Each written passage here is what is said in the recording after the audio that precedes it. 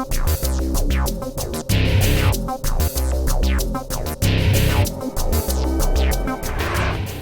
the last webisode, Shane Osguthorpe and Robb sat down and discussed early season whitetail strategies.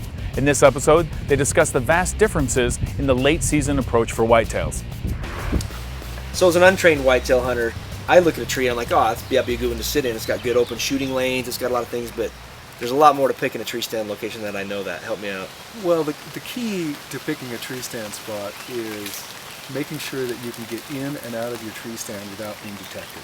And most people, they don't do that. They find a spot and here's a big rub, here's a scrape, here's a preferred food source, there's a great tree, I'm just going to set up here. But they don't think about the little things, the wind, the sun in their face if they're sitting there in the morning or evening, and especially you don't want to get in and out of that tree stand by alerting any deer, and that means does, yearlings, and especially bucks. It's crucial. So I mean, it's not just the tree and the funneling and the patterning of those deer. It's really kind of, you got to think about what you're doing on the way in and out for over several, maybe 100 acres probably. Well, and I sort of look at things in a reverse situation from the West. In the West, I think about there's an animal, I want to go get him. In whitetail hunting, I think about there's probably going to be an animal come here, I don't want to scare him. All right, so Bob, talk to me a little bit about stand placement, because I know that, you know, figuring out your stand placement is pretty crucial to the whitetail thing. I mean, I'm sitting right here, I'm seeing trail, I'm seeing oak, minus the picnic table and whatever. I would assume that'd be a great place, but you're saying I need to think about a much bigger world. The most important thing in whitetail hunting is not scaring a deer. You're hunting a very small piece of land, and so you have to go in there very cautiously. Still be aggressive, but I call it controlled aggression. And so my first thought when I pick a stand tree is, what can I do here to scare the deer? Is the wind wrong?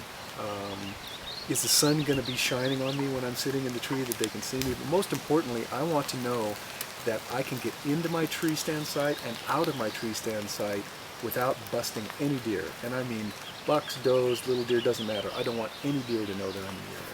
Got it. So like from a Western perspective, you and I, we look at an animal down in a basin and we look at it and say, how can I get down to that without busting him?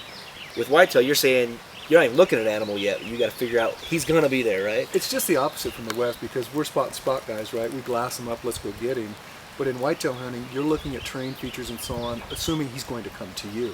And so when he comes to me, I want to make sure that there's nothing that will alert him. But most importantly, because most of the time you're in a tree stand, you're seeing nothing. Nothing's going on. And so you want to make sure that when you get out of that stand or get into that stand, you haven't left scent on a trail that deer may go across. You haven't let a doe or a doe group see you or hear you. You want to go in there like a ghost. It's everything in whitetail hunting. Gotcha. So, Western hunter to Western hunter, we sit on ridges, we get bored, we're not seeing anything, we can move to the next ridge over. Give me some of your preferred tactics for just being patient in a tree stand, because that's my big struggle. I mean, play with your iPhone, do you send emails? What do you do to stay patient and staying up there? I'm a fidgeter. I get to moving around a lot, I get bored easy. What I do is I take a paperback book. Okay. I read a book, I read one paragraph, I look around, I read a paragraph. I always wear a little muff around my waist. If a deer is coming, I can pop my book in there and I'm ready to go. But okay. Without something like that, I'm... All right, what do you eat in a tree stand?